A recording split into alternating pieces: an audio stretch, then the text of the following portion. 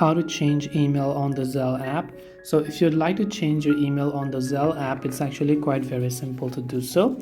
All you have to do is first of all go ahead and launch the Zelle app and just make sure that you're signed into your account. Once you're signed into your account, this is the type of information that you will see. Just tap on the gear icon located at the top left corner of the screen. And once you tap on that gear icon, you will be taken to this settings page.